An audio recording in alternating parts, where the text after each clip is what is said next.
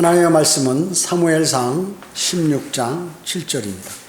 받들어 있습니다. 주께서 사무엘에게 말씀하시기를 그의 용모나 그의 신장을 보지 말라. 내가 그를 거절했음이라. 주가 보는 것은 사람이 보는 것과 같지 아니하니 사람은 외모를 보나 주는 마음을 보느니라 하시더라. 이렇게 말씀하셨습니다. 오늘 말씀 제목은 마음을 보시는 주님입니다. 마음을 보시는 주님. 이제 사울이 상당히 키가 크고 잘생기고 또 열정이 있고 겸손한 사람이었죠. 그런데 이제 그 왕으로서 40년간 치리하는데 서서히 이제 배교의 길로 그가 들어서게 됩니다.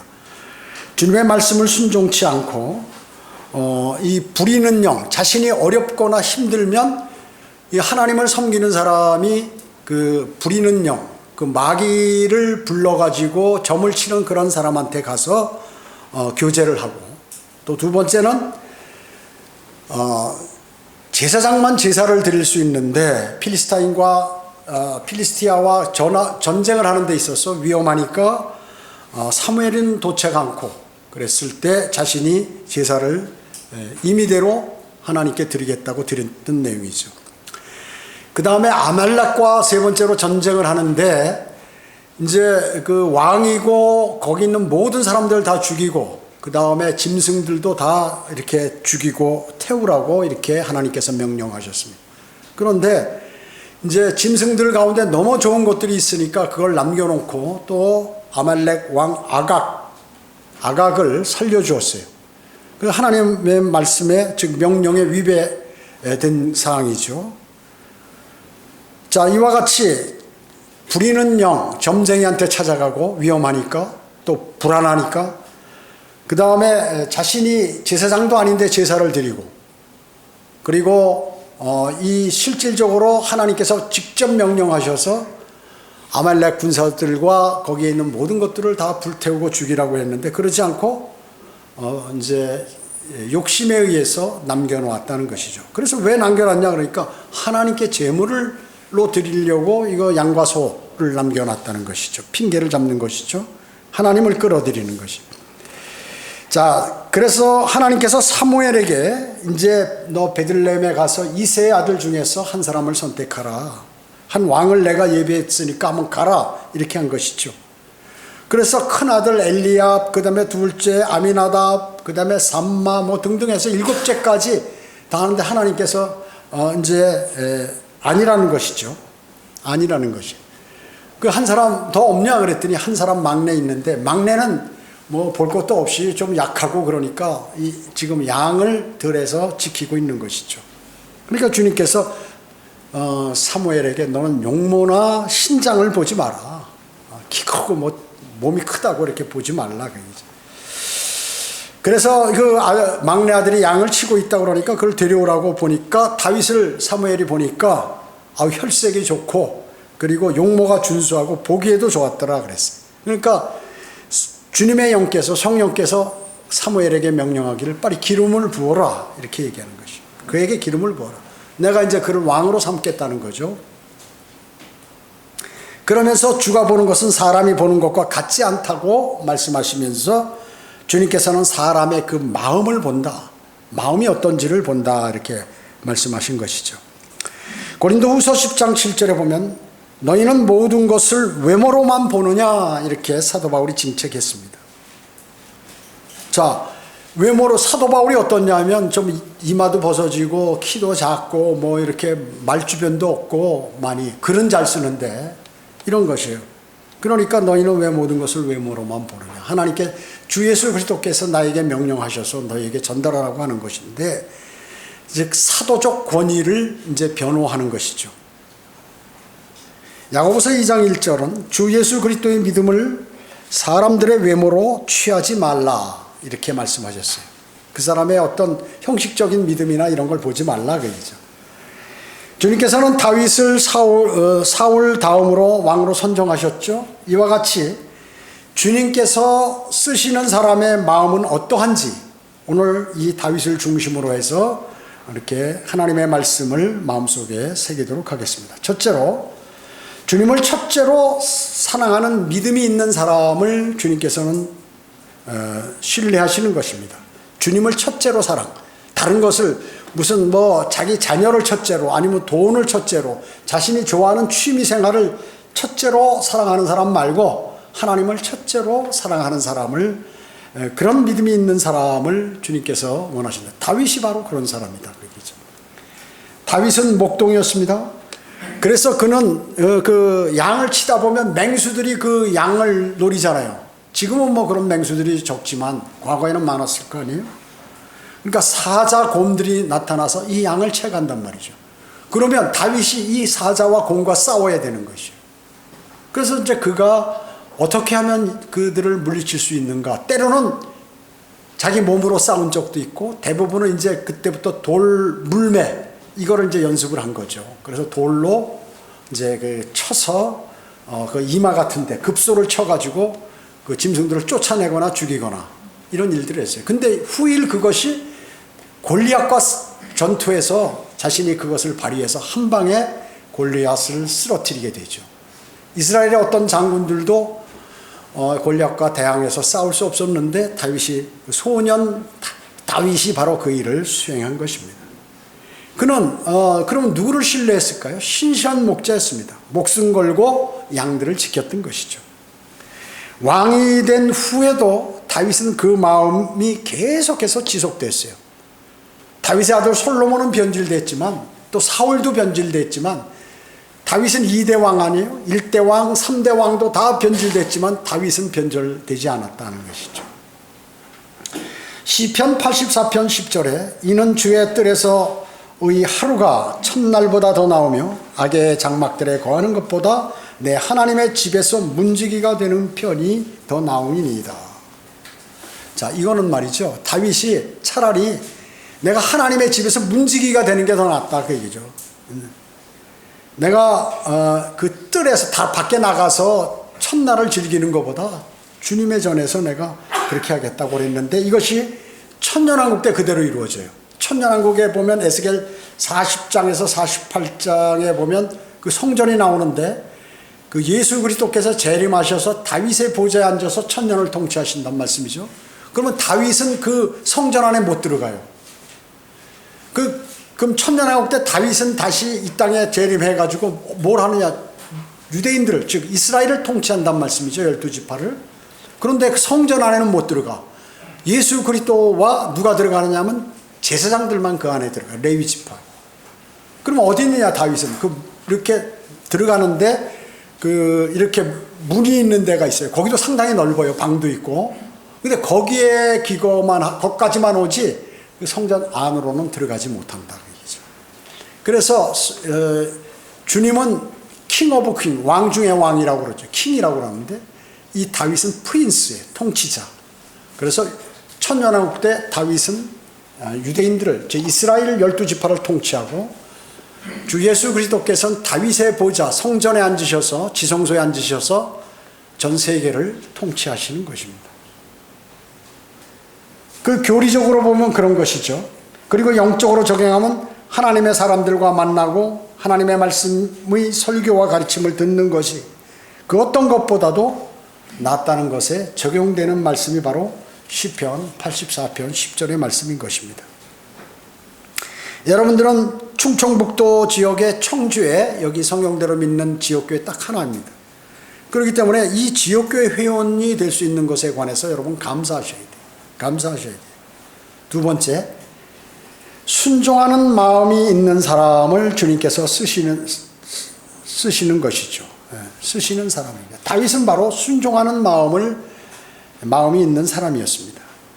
하나님께서 솔로몬에게 다윗과 같이 순종하기를 원하셨어요. 솔로몬에게도. 다윗은 어땠습니까? 목동으로 있었죠. 목동. 그때 하나님께 순종했어요. 그 다음에 이제 그 궁중에 사울이 막 괴롭고 그러니까 이제 궁중 악사로 들어가서 사울에게 그 악한 영을 쫓아내는 그 일들을 해줬죠. 그때도 주님을 신뢰했어요. 그러니까 사울이 그를 군대 대장으로 임명했을 때도 자기 일을 철저히 할 때, 수행할 때 그때도 역시 주님을 신뢰했다는 것입니다. 그리고 나서 이제 사울이 다윗이 왕이 될 것을 알고 그 다윗을 죽여버리려고 그러죠. 그러니까 도망 다니는 것이, 도망자. 이렇게 될 때도 역시 주님을 신뢰했었죠. 그 도망하면서 많은 시편의 내용을 기록했어요. 왜냐하면 자기가 지금 죽을 위기에 처해 있잖아요. 자기는 힘이 없어. 사울은 왕으로서 그 병력을 갖고 있다고. 그렇기 때문에 주님께 매달려서 주님께 보호함을 요청한 것이죠. 그리고 나중에 왕이 돼서도 역시 변함없이 그랬어요. 단 한 번 실수를 했지만 그가 간음죄와 살인죄를 저질렀지만 그래서 주님께서 용서를 해 주신 것입니다. 그래서 주님의 말씀에 그는 늘 순종하는 사람이었어요. 잠언 25장 12절에 보면 순종하는 귀에 현명하게 책망하는 자는 금 귀고리와 정금 장신물 같으리라. 자, 그 책망을 하는데 현명한 사람에게 책망해 주면 그것이 그 사람에게 아주 그 좋은 영의 양식이 되는 것이죠. 근데 불순종하는 사람에게 그 책망을 하면 어떻게 될까요? 그것이 잔소리로 들리죠. 그래가지고 그것을 견디지 못하는 것입니다. 견디지 못해요. 그래서 불순종하는 사람에게 아무리 현명하게 책망을 해야 그것이 잔소리로 들리기 때문에 오히려 역효과가 나는 것이죠. 그래서 순종하는 사람만이 그 현명한 책망을 잘 받아들여서 자기 것으로 소화시킨다 하는 것이죠. 그렇기 때문에 그 금 귀고리와 정금 장식물이 뭐예요? 그것처럼 아주 잘 어울리는 그러한 말씀이 돼가지고 그 사람이 이제 더욱더 존귀하게 보이게 된다는 것입니다. 그래서 책망을 해보면 알 수 있습니다. 그 사람이 반역하는 마음을 가졌는지 순종하는 마음을 가졌는지 즉시 알 수 있는 것이에요. 왜냐? 하나님의 말씀으로 다져지고 주님과의 풍성한 교제를 나눈 사람은 아무리 책망을 해도 그것을 잘 받아들여요. 그런데 그것을 못 받아들이고 마음에 쓴뿌리가 되면 어떻게 될까요? 마귀가 그것을 사용해서 그 사람을 쓰러뜨리는 거거든요. 그렇기 때문에 사울에게 전쟁에 처했을 때 자신이 위험하니까 제사를 사무엘이 오기 전에 멋대로 제사를 하나님께 드리겠다고 난리를 쳤죠. 그 제사를 수행했습니다. 하나님께서 대단히 불쾌하게 여기신 것이에요. 그랬을 때 사무엘이 와서 순종하는 것이 희생제보다 훨씬 더 낫다. 하나님 말씀에 순종하는 게. 그 형식으로 제사 드리면 뭐하냐? 필요 없다는 것이죠. 에베소서 2장 2절은 전에는 너희가 그들 가운데 이 세상의 풍조에 따르고 공중권세의 통치자 곧 지금의 불순종의 자녀들 안에서 역사하는 영을 따라 행하였으니 이렇게 말씀하고 있습니다. 여러분 어떻습니까? 여러분 구원받기 전에 예수 그리스도를 영접하기 전에는 세상의 풍조에 따라서 이렇게 살았다는 것이죠. 자신이 그냥 육신적으로 화내고 싶으면 화내고 그냥 술 먹고 싶으면 술 먹고 담배 피고 노래방 가고 아니면 세상적으로 음행하고 별짓을 다 하면서 이 세상을 살아가는 거예요. 그때는 뭐예요? 그런 행위는 왜 그랬을까요? 사탄의 영을 소유하고 있었기 때문에 공중권세 통치자, 공중권세의 통치자의 영이 내 안에 들어와 있었기 때문에 내가 그런 행동을 하고 살았던 것이. 그러나 현재는 구원받은 사람 가운데 주님의 영의 통치를 받는 것이 여러분은요. 그래서 하나님의 나라가 여러분 안에 영적인 나라가 임해 있는 것입니다. 그렇기 때문에 구원을 받고도 하나님의 말씀에 만약에 불순종한다. 그러면 그것이 바로 불순종하는 자녀 안에 역사하는 영, 즉 그것을 사탄의 영이란 말이죠. 구원받았어도 그 사람 안에 사탄의 영이 임할 수가 있는데 그것은 하나님의 말씀을 받아들이지 않는 것이. 하나님의 말씀대로 살려고 노력하지도 않고 하나님의 말씀이 싫은 것. 이랬을 때 그 말씀에 순종하기 싫다는 거죠. 그러면 그 당시의 영은 뭐냐면 구원은 받았지만 그 불순종하는 사탄의 영이 내 안에 들어와서 나를 관장하고 있다는 것이죠. 있는 것이 되는 것이에요. 그래서 주님께 불순종하는 그리스도인도 사탄의 영이 거한다고 성경은 말씀하고 있는 것이. 이것이 바로 에베소서 2장 2절의 말씀입니다. 목사가 여러분들에게 권면을 하잖아요.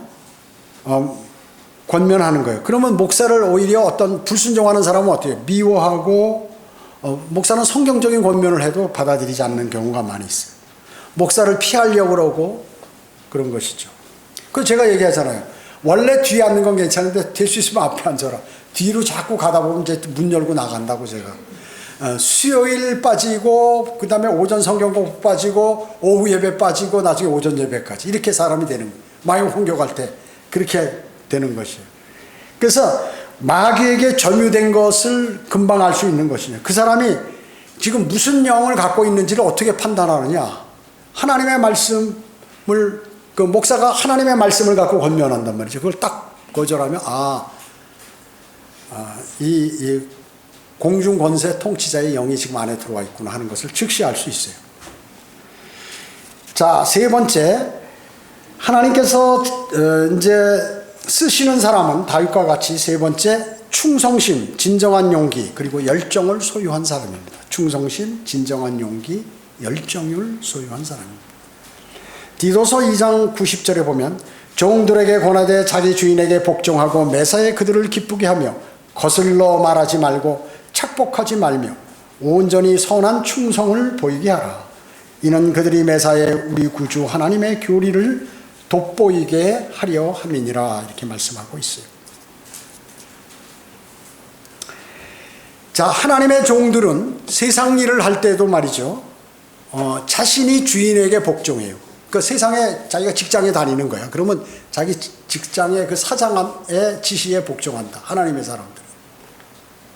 공무원으로서 세상에 나가면 위에서 지시하는 내용을 복종하는 거예요. 일단은 다 복종하는 거예요. 내 마음에 안 맞아도 하나님께서 하라고 하셨으니까 하는 거예요. 왜 사라가 자기 남편이 내 누이라고 자기 목숨을 위해서 거짓말 하는데도 참았을까요? 하나님께서 남편에게 아내가 순종하라고 했기 때문에 그 참은 거예요. 그래서 존경을 받는 거죠. 그리고 하나님께서 인정해 주죠. 그 사람. 하나님 말씀 내 마음에 안 맞아도 하나님의 말씀이 맞다 그러면 그걸 그대로 수행하는 거. 또 주인을 매사에 기쁘게 하라고 그랬어요. 내가 직장에서 일하던 무슨 뭐 어디에서 일하던 누가 나를 고용해서 일을 하던 뭘 하면 내 주인을 기쁘게 하기 위해서 어때? 그 부여한 일을 잘 성공적으로 수행해야죠. 그게 그리스도인이라. 그리스도인. 다른 사람이 불평불만한다고 자기도 불평불만하고 자기가 정 거기서 못 견디면 그 회사를 떠나야죠. 그 다음에 거슬러 말하지 말라. 뭐 지시에 관해서 거슬러 말하지 말라. 그리고 착복하지 말라. 자, 이게 뭐예요? 자기가 직장에서 일하는데 자기가 보니까 뭐 이렇게 뭐 예를 들어서 무슨 물건을 나눠주는 일을 한다든지 아니면 재정을 담당한다든지 뭘 이런 일을 맡는단 말이죠. 그 아무도 몰라. 내가 막 어떻게 하면 해도. 그런 것을 착복하지 말라 그래. 착복하면 어떻게 해? 나중에 반드시 그것이 발칵이 되죠. 그래서 아주 망신을 당하는 거예요. 자기가 착복한 이상으로 다 재산을 뺏기게 되고 망하게 된다는 거예요. 그러니까 주님께서 그것을 아시기 때문에 절대로 착복하지 말라고. 자신의 일을만 하고 그러니까 정직하게 하라고 얘기죠. 세상 일을 할 때 정직하게. 그러면 윗사람이 다 알아주는 거예요. 그래서 승진하고 그 월급도 올라가고 또 거래하는 거래처가 그 사람을 신뢰해서 내가 그 사람을 쓰게 되고 그 사람 물건을 사용하게 되고 이러면 그 사업이 번성하게 되는 것이에요. 하나님은 완벽하신 분이에요. 세상하고 연계됐을 때 세상은 세상대로 따로 하는 것이 아니라 하나님 말씀대로 세상에서도 그대로 살라고 말씀하고 계시는 것이에요. 온전히 선한 그러한 충성을 보이게 하라. 여러분 사장이 직원을 고용하는 거예요. 고용하잖아요. 그러면 뭐냐? 자기가 원하는 대로 그 사람이 요구하는 그 봉급을 주고 일을 시키기 위해서 하는 거거든요. 내 마음에 안 들다고 그 일을 안 하면 안 되는 거예요. 그 회사에 있는 한은. 기쁜 마음으로 하고 그 사람이 시키는 대로 충성을 다해야지 그 사람에게. 그 사람이 일 잘하는 사람이라는 얘기죠. 내 마음에 안 맞는다고 안 하면 안 되는 것이에요. 그거예요. 그렇지 않으면 그 일을 그만둬야 되는 것입니다. 다윗은 바로 그런 사람이었습니다. 충성스러운 쓰임을 받는 사람. 자신이 사울왕에게 고용돼가지고 말이죠. 거기 군대 대장으로 있던지 악사로 할 때 그대로 하나님의 말씀대로 그렇게 수행했던 것이에요. 자기를 죽이려고 했던 그 사울에게도 하나님의 말씀대로 수행했던 사람이에요. 그래서 다윗은 진정한 용기 있는 사람이었습니다. 목자는 어떻습니까? 사자와 곰으로부터 이 양들을 보호하기 위해서 싸우는 사람이죠. 골리앗에 대한 그러한 전투에서도, 골리앗과의 전투에서도 이스라엘이 승기를 잡도록 했죠. 용기가 있으니까 다윗이 전부 벌벌벌 떨고 못 나가는 거예요. 전문 훈련받은 그러한 장수들도 골리앗이 그냥 덩치 크고 뭐 힘도 세고 그러니까 나갔다 나 즉시 죽겠다, 차게 찔려서. 내가 공격하기 전에 팔도 길고 창도 크고 하니까 그냥 한 대 치면 나는 죽는구나, 벌벌 떠는 거예요. 다윗은 더 작은 사람이 갑옷도 안 입고 무기도 안 갖고 담대하게 가서 하나님을 높였잖아요. 하나님을 높인 것이 하나님의 이름으로, 주 여호와 하나님의 이름으로 너에게 나가는 것이, 네가 오늘 어떻게 되는지를 내가 보여주겠다는 거죠. 그리고 자기를 죽이려고 했던 사울을 2번이나 살려줬어요, 다윗은. 그리고 원수 사울의 손자인 그러한 요나단의 아들 무피보셋에게 자비를 베풀었죠. 자기 왕의 밥상에서 식사를 같이 하고 왕족의 대우를 그대로 해줬어요. 보통 어떻게 정권이 바뀌면 옛날부터 정권이 바뀌면 그 전에 있던 그 신하들이나 뭐 그들 어떻게, 너 우리 편 할래 안 할래? 안 한다고 그러면 삼족을 매래. 지금도 마찬가지죠. 뭐 정권 바뀌면 그 다음 전에는 다 감옥 갈 준비하고 이런 게. 그 사실은 잘못된 건데 이 왕조 때 하던 그러한 것들이 지금도 우리나라에 계속해서 초대 왕부터 대통령부터 지금까지 계속 그래왔어요. 그러게 정치 발전이 안 되는 거예요. 정치 발전이. 이게 멍청한 사람들이 정치를 하니까, 하나님을 아는 사람들이 정치하면 절대 안 그래요. 가짜 기독교인들이 정치하거나 뭐 이렇게 하면, 세상에 뭐 우상 섬기는 사람들이 정치하거나 이렇게 해버리면 전부 그냥 나머지 그 전에 정권에 있는 사람은 그냥 몰살 당할 각오를 해야 돼. 몰살 당하기 싫으면 조용히 있든가 둘 중에 하나를 선택해야 된다 그얘기죠. 자, 그렇기 때문에 그렇지만 다윗은 그렇게 하지 않았다 그 얘기죠. 그 무피보셋에게 재산 그대로 사울의 재산을 다 주고 말이죠. 다리를 절잖아 더군다나. 그런 자에게 자비를 잘 베풀었어요. 그리고 열정 있는 사람입니다. 열정 있는 사람. 그래서 사도 바울도 이 다윗과 같은 그러한 열정 있는 사람 같이 그 복음의 열정을 갖고 있었어요.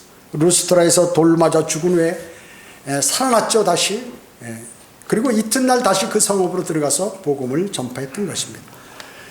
다윗의 그 루스트라의 사건은 대단히 중요했어요. 왜냐? 그 사건으로 인해서 주 예수 그리스도께서 하늘로 불러올려서 많은 계시들을 알려줌으로 해서 바울 서신을 기록할 수가 있었죠. 바울 서신 플러스 히브리서까지, 로마서로부터 디도, 빌레몬, 히브리서까지를 전부 예수 그리스도로부터 받은 계시를 거기에 기록해서 구약에 있는 모든 성경들, 또 요한계시록까지 다 연계해서 이렇게 성경을 아는 사람들에게 하나님의 진솔한 그러한 진리를 알 수 있도록 해 주었다는 것입니다. 그는 사도 바울은 1차 전도 여행 때 그 당시에 2000km를 이동하면서 전파했던 것이에요. 네 번째, 다윗은 스스로 심판하는 사람이었습니다. 자신을 심판하는 사람, 즉 죄를 즉시 자백하여 자신을 심판했어요. 자신을 돌아봤다 그 얘기죠. 그는 선지자 나단의 지적에 다윗의 죄에 대해서 우리아의 장군을 아주 치열한 전투 지역에 보내서 일부러 죽였죠. 그리고 그 아내 밧세바와 간음하게 됐어요. 그래서 살인죄와 엄밀하게 간음죄를 저질렀어요. 그거는 율법에 의하면 당연히 다윗은 죽었어야 돼요. 돌로 쳐 죽이든가 아니면 하나님께서 그를 죽게 만들든가 그렇게 했어야 하는 것입니다. 그러나 그것을 지적한 선지자에게 즉시 선지자 말을 신뢰하고 하나님께 울며 불며 그냥 회개를 했던 것입니다. 죄를 자백한 것입니다. 그는 거짓이 없었어요. 마음에 솔직한 사람이었습니다. 솔직한 사람. 그래서 우리도 주님께 인정받으려면 우리의 죄들을 그대로 주님께 자백을 드려야 하는 것입니다. 요한일서 1장 9절은 우리가 우리의 죄들을 자백하면 그는 신실하고 의로우셔서 우리의 죄들을 용서하시며 모든 불의에서 우리를 깨끗게 하시느니라, 깨끗하게 하시느니라 이렇게 말씀하셨어요. 그렇기 때문에 죄를 자백한다는 것은 자신을 정죄한다. 나 죄인이야. 당연히 내가 잘못했어. 나는 마땅히 하나님으로부터 벌을 받아야 되는데 주 예수 그리스도의 십자가 보혈이 있으니까 그거를 내가 아버지 하나님께 제시해서 용서를 받아보겠다. 죄를 자백한다는 것은 자신이 자신을 심판한 것이에요. 이미 깨달은 거죠. 그래서 우리가 세상에 살 때도 너 죄 졌거나 나에게 무슨 잘못했거나 뭐 정치인도 잘못하면 잘못했다고 얘기하라고 얘기죠. 자백하라. 잘못했다고 하면 사람들이 용서하는 거예요. 그리고 잘못했다고 하는 사람한테 용서를 안 해준다? 그거는 참 옹졸한 사람이라, 옹졸한 사람. 그런데 잘못 안 하고, 잘못하고도 그 얘기를 안 한다? 그러면 어떻게 돼요? 벌을 받아야 되는 거지. 벌을. 불합리한 일을 받든가, 벌을 받든가, 징계를 받든가, 뭘 받아야 되는 거예요. 그런데 정치인들도 마찬가지. 자기가 죄를 지거나 잘못하거나 실수하거나 하면 나 국민들한테 잘못했습니다 하면 국민들이 어떻게 해? 인정하는구나, 용서. 그러나 만약에 안 한다 그러면 어때? 그게 쌓이면 나중에 어떻게 해? 이게 폭발해버린다. 아우, 저 사람 거짓말쟁이네요.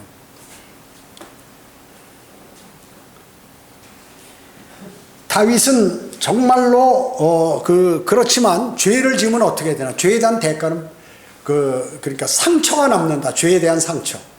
나는 그 벌을 안 받아도 그걸로 인해서 손해를 본다든지 무슨 문제가 생긴다든지 이런 것은 그냥 발생을 하게 된다는 것이. 그것을 죄의 흔적이 남는다고 얘기하는 것이에요.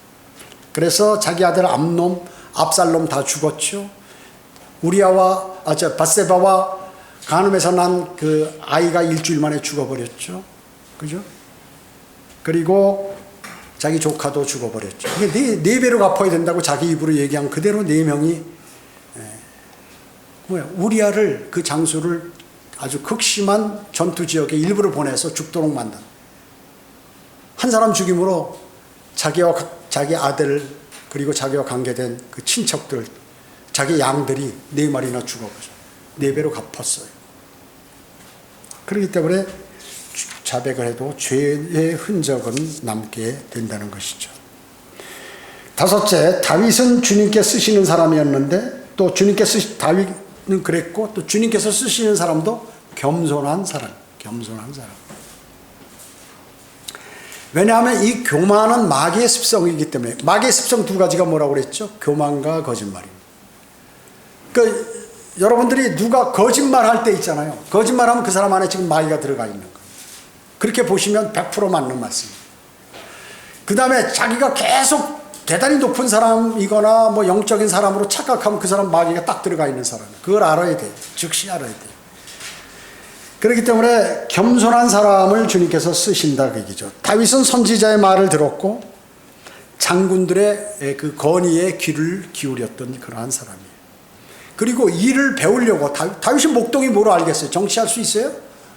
그러면 목동인 상태에서 그 젊은 나이에 왕이 돼버리면 그 자기가 통치 기술이 있겠냐고요. 경험도 없는 사람이 젊을 때부터 무슨 이렇게 그 낮은 직위에서부터 해서 여러 가지 일들을 보고 배우고 어려움도 당하고 극복하고 이래서 나중에 통치를 하는 건데 다른 사람을 지배하고 뭐 관리하고 해야 되는데 어떻게 하겠어요? 다윗 없었다고 얘기죠. 그 누구에게 의뢰할까요? 주님께 의뢰했어요. 주님이 통치하시면 된다. 나는 그냥 거저 앉아 있고 주님께서 내가 주님께 간구드려가지고 주님께서 다 조정하시고 다 하시면 이거 완벽하다. 이것을 하나 아는 거예요. 다른 거 없어요. 그걸 아는 거예요. 다윗이 뭘 알겠어요? 목동하던 사람이. 그 나라 정치를 어떻게 하겠냐고요. 거기 그 정치인들이나 무관들은 전부 어렸을 때부터 공부해가지고 또 훈련받고 이래가지고 쫙 능구렁이들인데 그 능구렁이들을 자기가 어떻게 통치하겠냐 그 얘기죠. 훤히 아는 사람들을. 그 사람보다 위에 있어야 뭘 지시해도 마음에 수긍이 갈 텐데 누구에게 받았을까요? 하나님으로부터 받았어요. 왕이 하나님께 겸손하면 주님은 진노로부터 돌아서는 거예요. 교만하기 때문에 진노가 내린다니까요. 교만하면 진노가 내리는 거예요. 무조건 이거는. 그래서 겸손하면 하나님께서 벌을 주려고도 불쌍해서 안 주는 거예요. 자비로우신 분이에요. 주님은 자비로우신 분이에요. 아유, 주님, 제가 죄를 져가지고 이렇게 막 형편없게 됐습니다. 주님 용서해 주세요. 저를 도와주세요. 불쌍해서 어쩔 줄을 몰라, 주님께서는 그런 사람에게. 그런데 죄 짓고도 주님의 말씀대로 살지도 않고도 막 그냥 하나님께 교만하게 하면 주님하고는 관계가 단절이 되고 버립니다. 잠언 3장 34절에 진실로 그는 조롱하는 자들을 조롱하시나 겸손한 자에게는 은혜를 베푸시느니라. 히스기야가 어땠어요? 병들어 죽게 됐을 때 하나님께 간절히 기도하니까 15년 연장해 줬죠. 죽을 사람 15년 연장하면 많이 된 거예요. 우리가 암 걸리면 보통 어떻게 돼요? 최대로 보는 게 이렇게 암 3기나 4기 이렇게 되면 가장 많이 사는 게 5년 아니에요. 5년간 보는 거죠. 5년이 넘으면 조금 이제 가망이 좀 있는 거야, 더 살 수 있는. 그 대부분 이렇게 확률을 할 때 5년 살 수 있는 확률이 얼마인가 이걸 계산하지 않아서 보통 얘기해 준다고요. 그래서 의사가 이제 수술해도 소용없고 수술하다 보면 너무 아프고 피 많이 흘리면 오히려 일찍 죽습니다. 그냥 집에 가서 맛있는 거 드시고 이렇게 편안하게 재미나게 하고 이렇게 하시다가 혹시 치료되면 되고 아니면 마시고 뭐 이렇게 하는 거죠. 데려가라고. 자, 그렇기 때문에 다윗 지금 히스기야도 그런 상황이에요. 너 이제 곧 죽는다 그러는데 주님께 병들어서 이제 그 병에 의해서 사람은 말이죠. 죽는 게 큰 병으로 죽는 게 아니에요. 작은 것으로 죽는 거예요. 그렇기 때문에 여러분 몸에 조금이라도 이상이 있잖아요. 그러면 병원으로 바로 달려가지 마시고 먼저 주님께 매달려요. 그리고 나서 병원에 가라고 얘기죠. 주님 의사 잘 만나게 해달라. 주님께서 고쳐주셔요. 의사가 만약에 이걸 발견하지 못하고 옆에 거 찔러버리면 저는 죽어버립니다. 주님께서 의사가 찔릴 때, 주사 놓을 때, 뭐 세포 검사할 때 그것만 딱 집어서 빼서 쫙 하게 주님 해주세요. 이렇게 기도해야 돼요. 드려요. 그럼 주님은 어떻게 생각하실까요? 여러분을 만드신 분하고. 여러분을 만드신 분이기 때문에 제가 나를 신뢰하는구나. 저는 완벽한 의사이신 주님께 지금 먼저 고합니다. 주님 저를 도와주세요. 그럼 주님께서 그렇게 해주신다. 환경을 조성해줘. 그리고 치료를 하라고 얘기죠. 그런데 의사에게만 덜렁 가서 하면 그래요. 아사왕같이 발에 뭐가 났는데 그걸로 인해서 그게 확산돼가지고 죽어버린 경우가 많이 있다. 잠언 11장 2절에 교만이 오면 수치도 오지만 지혜는 겸손한 자와 더불어 있느니라. 겸손한 자는 지혜를 가져요. 교만하면 수치를 당한다. 나중에. 또 주께서는 겸손한 영을 지닌 자와 함께 하신다고 이사야 57장 15절에서 말씀하고 계세요. 그래, 왜냐하면 이 겸손은 주님의 성품이에요. 주님이 겸손하시니까 높은 보좌에서 이 땅에 와서 사람의 모습으로 와서 벌레만도 못한 그러한 우리들을 위해서 살리기 위해서 우리를 십자가에 달려 죽으신 거 아니에요. 자신의 생명을 주셨어요. 겸손하지 않으면 이거 할 수 없어요. 어떻게 그 피조물을 위해서 그 일을 합니까? 여러분이 키우는 개 있잖아요. 개들. 개 위해서 여러분 죽을 수 있어요? 개 위해서? 그래도 개는 말이죠. 여러분이 이렇게 먹을 거 주고는 막 따르고 앉아만 않고 따라오면 따라오고 시키는 대로 잘해요. 배반도 안 하고 끝까지 막 졸졸졸 쫓아다녀요. 그런데 하나님께 막 반항하고 말이죠. 하나님 말씀대로 살지도 않는 사람들을 위해서, 그것도 마귀의 자식들을 위해서 십자가에 달리신다는 건 이거 있을 수가 없는 일이거든요. 인간의 상식으로 이해가 안 되는 것이. 여러분, 주님께서 십자가에 달리신 일이 남의 일처럼 생각나십니까? 되십니까? 뭐 그럴 수 있겠지. 참 어리석은 사람이에요. 만약에 그렇다면. 대단한 일이에요. 대단한 일. 창조주가 우리 인간은 자기 말을 잘 듣는 개를 위해서도 안 죽어주는데 자기 말도 않는 벌레 같은 그 하나님 보시기에 벌레 같다는 것이 인간이. 벌레가 꿈틀꿈틀 돌아가는데 삑 밟으면 죽어버리는데 하나님께서. 그런데 막 잘났다고 목 들고 야 하나님 나 뭐야 막 하고 말이야 이러고 하나님 말씀에 뭐가 그게 맞는 말이야 이러고 따지는 인간한테 내가 너 위해서 죽어줄게. 있을 수가 없는 것이에요. 인간의 머리로서는. 인간의 상황으로서는 그게 이해가 안 되는 것입니다. 이해한 분들이 바로 여러분들이에요. 맞아. 대단한 분이야. 그래서 그 구원받은 사람은 바로 그런 사람들이라고 얘기죠. 그리스도인은 마음의 겸손을 그래서 유지해야 됩니다. 겉으로 겸손이 아니라 마음으로 진정 겸손해요. 진정. 주님의 말씀에 순응하고 주님께서 하시면 난 하겠습니다. 이렇게 해야 주님으로부터 많은 것을 받아요. 기도도 응답되고. 대단히 중요한 일입니다. 이거 대단히 중요한 일이에요. 왜냐? 교만과 거짓말은 사탄의 기질이고 사탄이 반역하게 된 동기고 사탄이 사용하는 사람에게 넣어주는 마음이기 때문에 이것을 가지면 하나님은 그냥 까무러 치시는 거예요.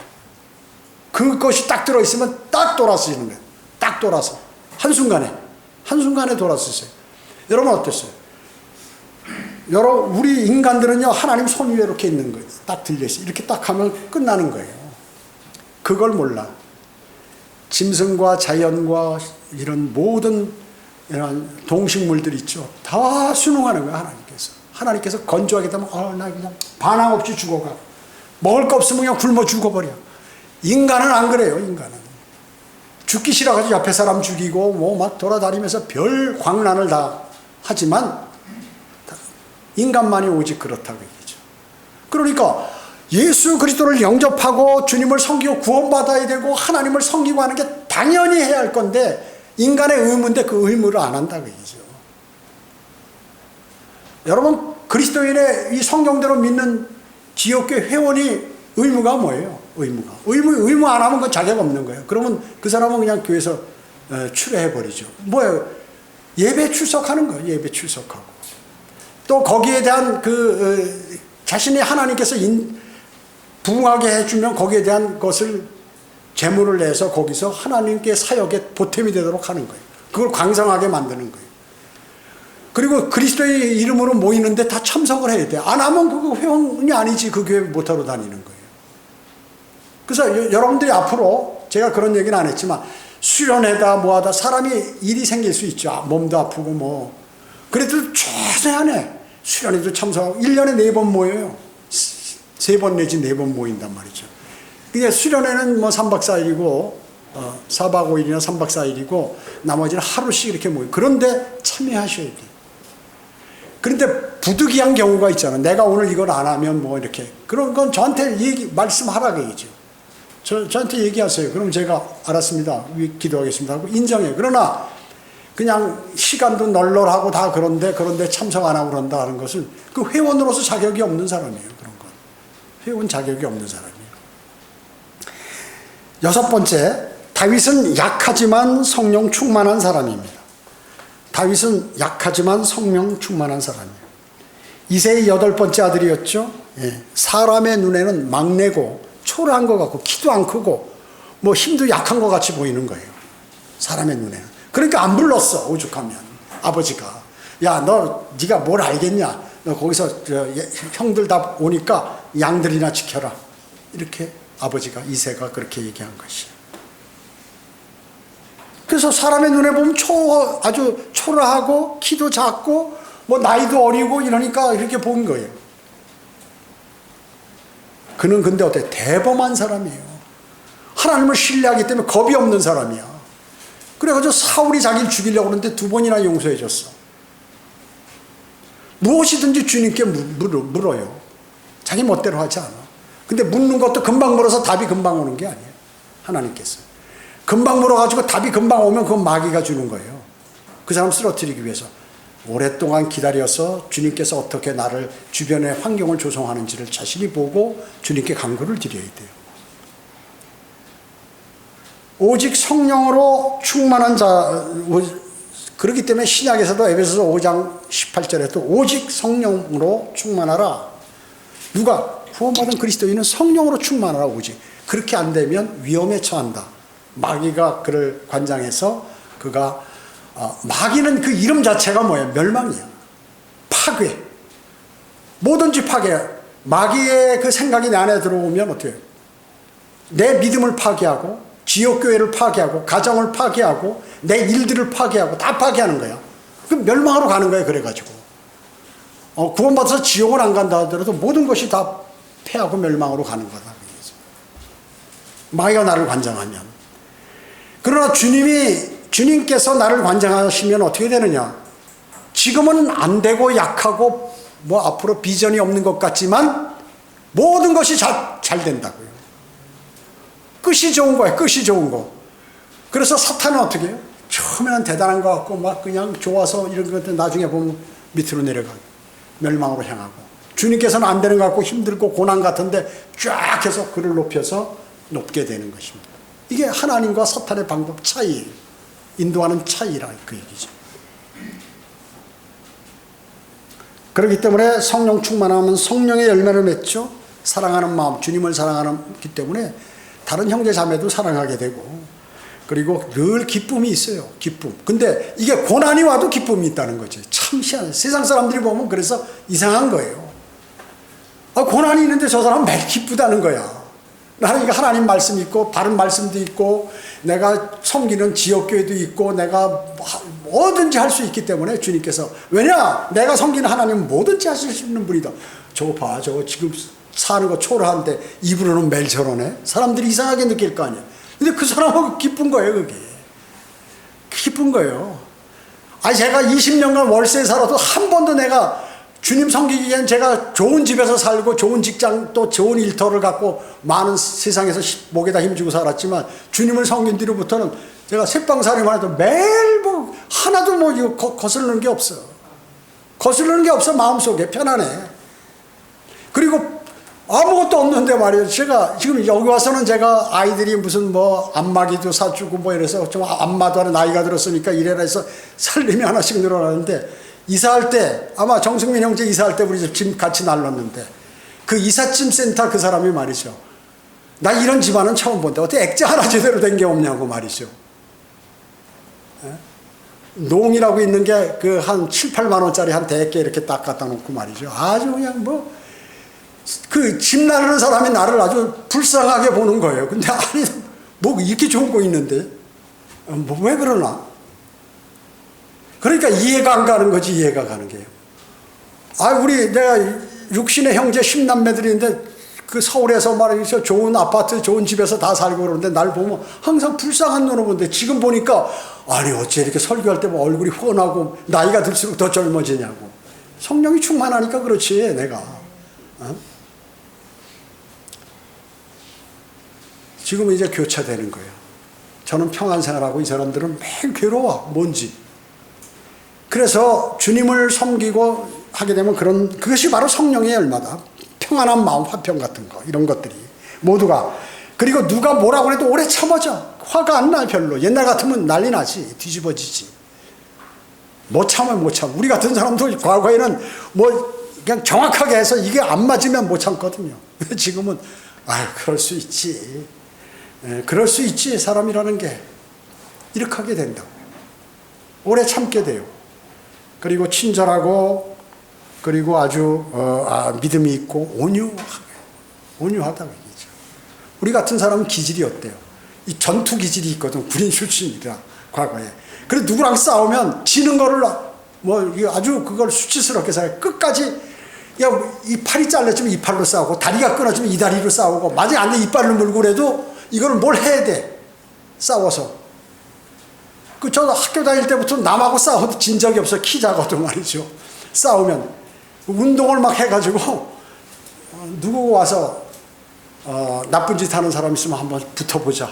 그렇게 사는 사람이에요. 근데 주님을 섬기고부터는 그게 다 없어졌어. 다 날려버렸어. 완전히 180도 달라진 거예요. 그러니까 우리 아내가 말이죠. 제 아내가 너무 놀래가지고 이게 뭔가 이상이다 이거. 이단에 빠졌다 이렇게 된 거지. 그래가지고 10년간 제가 얼마나 괴로웠나요? 10년간 말도 못해 그 영적 전쟁이라는 게. 내가 여기서 얘기하고 나중에 하늘나라 가서 얘기할게요. 그 결국에 어떻게 모든 사람이 다 집사람도 구원받고 자녀들도 다 구원받았잖아요. 다 반대했어요. 다 반대했어요. 치를 떨었어. 이 나이 들어가지고 뭘 한다고. 아니다. 난 주님의 말씀대로 지금 살려고 준비 중이에요. 주님의 말씀이 우선이요. 그래서 어려운 가운데도 기쁨을 누리는 게 뭐냐면, 작은 거 얘기하면 주님께서 맨날 그 다음 날이나 그 어떻게 조금 지나서 바로바로 해주시는 거예요. 아, 너무나 좋은 거, 너무나 편해. 너무나 편해. 그러한 것들을 이제 성령의 열매를 맺음으로 그런 것들이 있죠. 오늘 저는 이제 말씀을 다 마쳤는데요. 주님은 마음을 보시는 분이라고 그랬죠. 그 사람이 어떤 마음을 가진 사람인지. 그래서 주님을 첫째로 사랑하는, 주님을 첫째로 사랑하는가 안 하는가 그걸 보신단 말이죠. 여러분. 말로, 주님, 성경에 주님 첫째로 사랑하라고 그랬어. 말로만 그러고 행동이나 삶은 그러지 않으면 그 뻔히 알아요, 주님께서. 사람도 아는데 주님께서 모르시겠어요? 그 다음에 순종하는 삶, 하나님 말씀에 순종하는가. 그 다음에 세 번째, 충성심, 용기, 열정이 있는 사람. 또 스스로를 심판하는 사람. 자신이 죄지면 확실한 자백을 드리는 사람. 그 다음에 겸손한 사람, 약하지만 성령 충만한 사람. 이 사람을 주님은 그런 마음을 딱 보시고 그 사람이 내 마음에 맞는 사람이라고 하는 것입니다. 다윗은 하나님께서 칭찬하셨어요. 하나님께서 칭찬하시면 설령 죽을 죄를 져도 용서해 주시는 거예요. 대단하잖아요? 대단하잖아요. 그러한 그 예외가 있다, 예외가. 하나님께서 명령하시지만 하나님은 예외를 두세요, 항상. 예외를 두시는 거죠. 우리는 오늘 하나님의 말씀을 통하여 나는 이제 주님의 마음에 맞는 그러한 사람, 주님은 마음을 보시는 분이다. 그런 그리스도인이 되어서 주님 앞에 섰을 때 칭찬과 면류관과 유업을 받으시기 바랍니다. 기도하겠습니다. 주님 감사합니다. 저희들이 오늘 주님의 위대하신 말씀을 마음속에 새겼습니다. 어리석고 그리고 힘들어하는 모든 그러한 저희들에게 주님께서 위로해 주시고 힘 주시고 또 어떤 마음을 가졌을 때 그 종국이 어떻게 되는지를 우리가 성경을 통하여 많이 알게 되었습니다. 주님 감사드립니다. 주님의 말씀대로 살아가는 그러한 그리스도인이 되고 주님을 첫째로 사랑하며 주님 말씀에 순종하고 그리고 늘 충성심과 용기와 담대함을 갖고 열정을 갖고 우리가 죄를 지었을 때 자백드리는 그러한 또 늘 진정한 겸손한 사람 그리고 약하지만 우리는 늘 성령 충만하기를 원합니다. 주님께서 그렇게 도와주시기를 간절히 기도를 드립니다. 은혜 감사드리오며 다시 오셔서 저희를 데려가실 주 예수 그리스도의 이름으로 기도드립니다. 아멘.